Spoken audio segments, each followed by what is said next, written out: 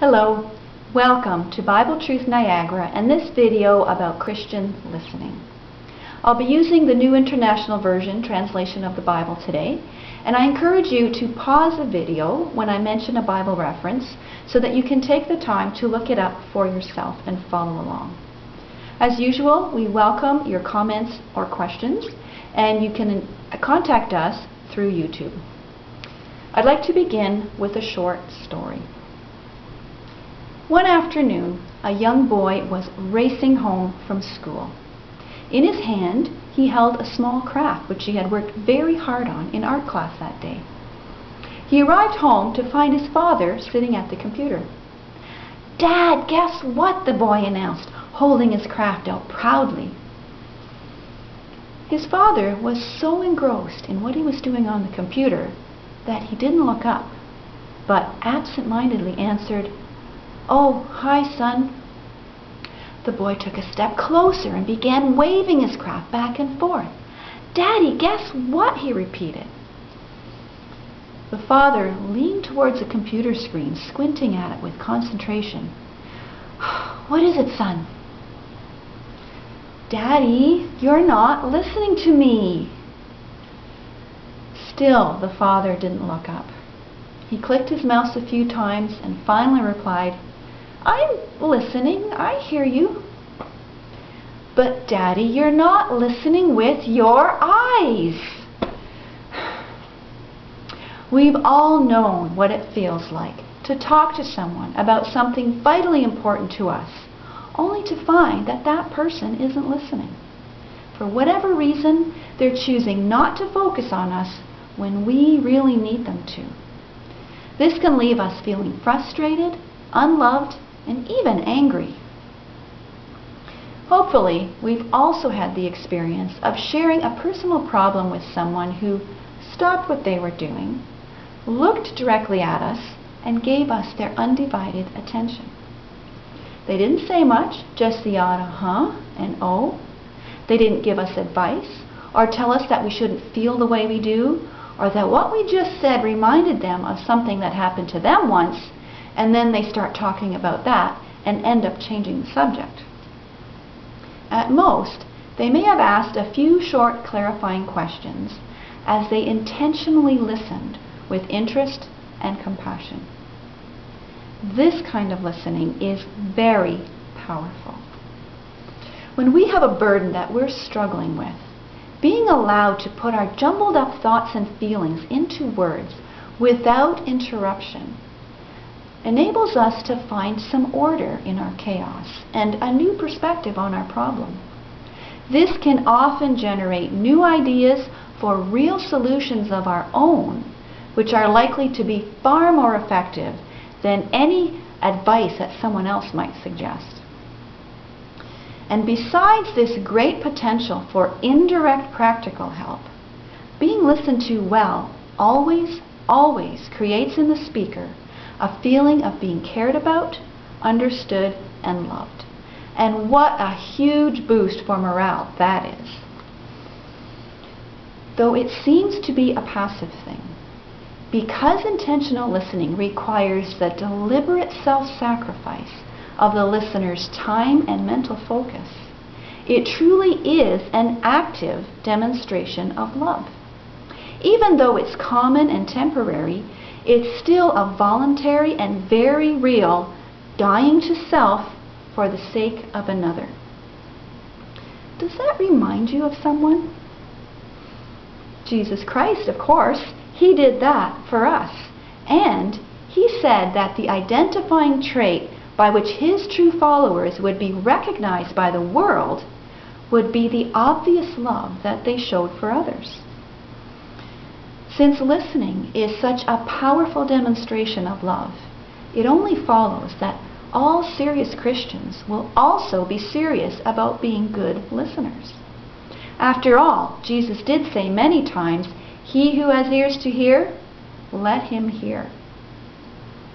To listen intentionally is one way to be that living sacrifice that Romans chapter 12 talks about.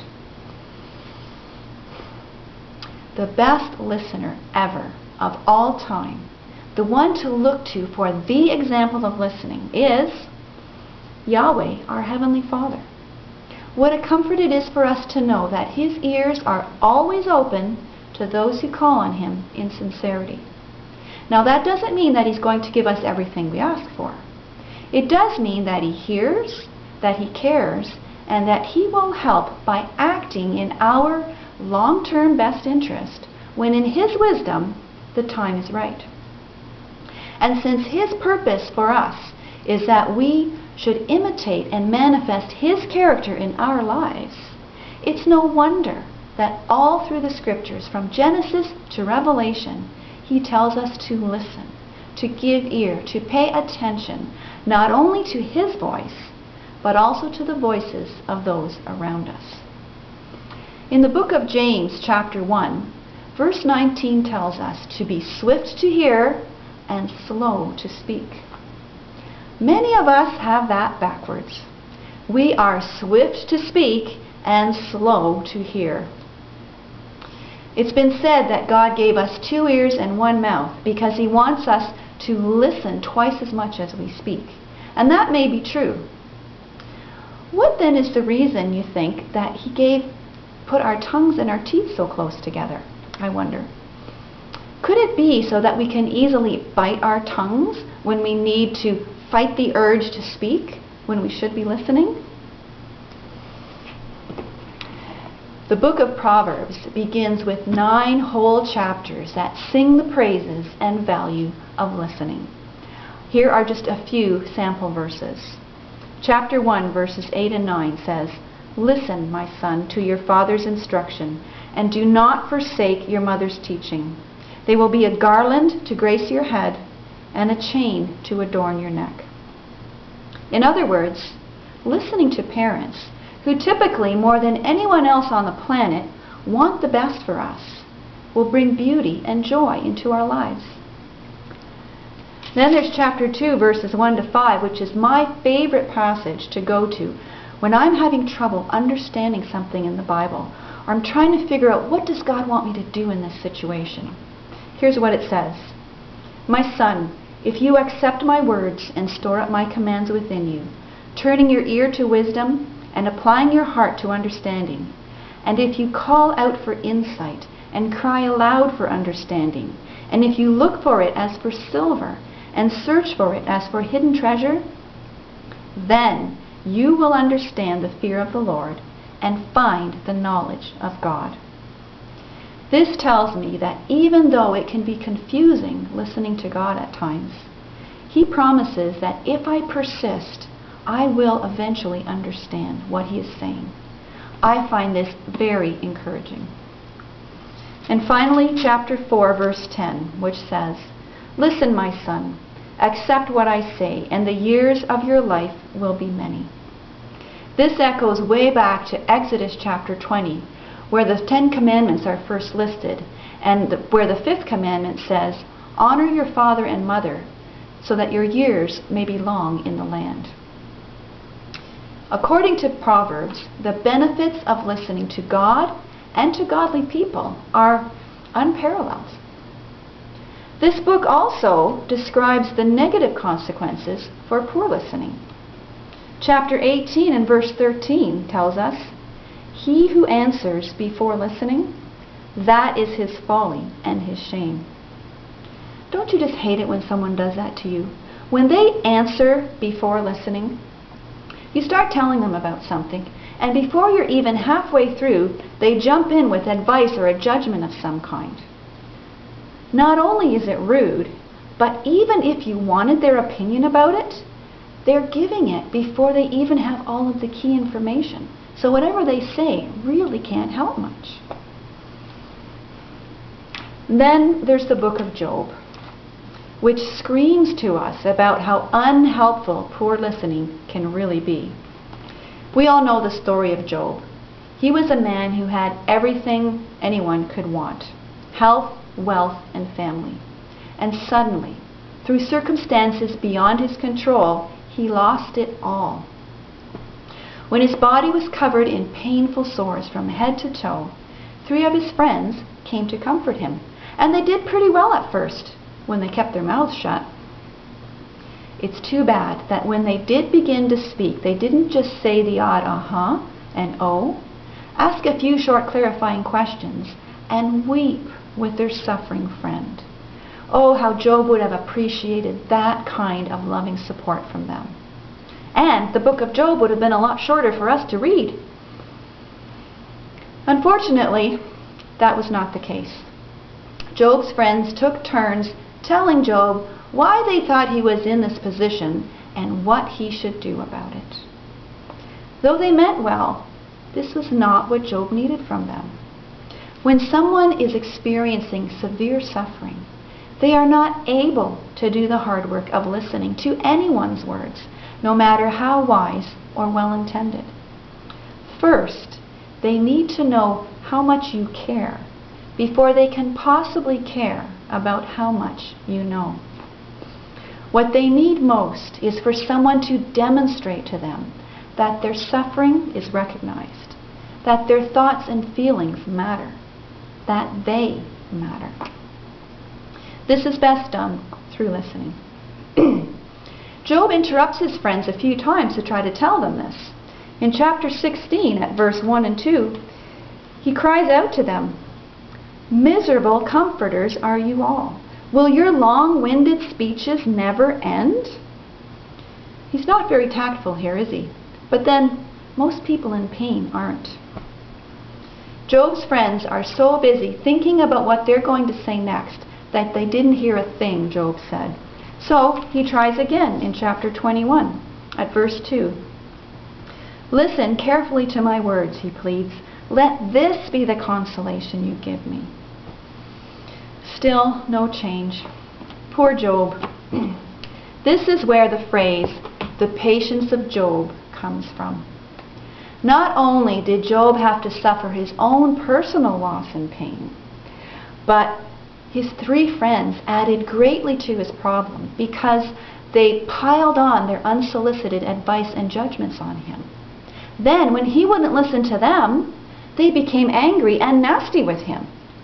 Hey, with friends like that, who needs enemies?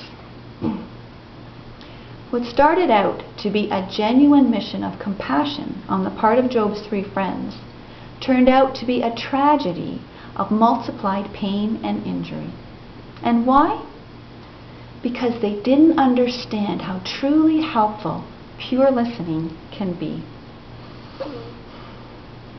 I know how much I appreciate being listened to attentively. And I also recognize that even though I understand how very important it is to do, I find that I don't listen to others as well as I'd like to. Thankfully, listening is a skill that anyone can learn and improve. And since I find that music helps me remember things better, I wrote a song to help myself become a better listener, which I will share with you in a few moments. There are 5 verses in this song which describe what I have come to understand about listening, including some of the roadblocks that I find prevent me from listening well. I figure that if I can become more aware of these roadblocks, I will eventually be able to overcome them. After each of the verses, the same refrain is sung with an extra repeat at the end for a total of 6 times. My intention here was that the words of that refrain would become so familiar to me that they would be embedded into my brain. That way, when I'm in a conversation with someone and I'm beginning to listen to them, the words of that refrain might leap automatically into my mind and remind me to focus on being a better listener right then and there. And you know what? I'm finding that it's working. As you sit back and enjoy the song, please listen to the words of the verses.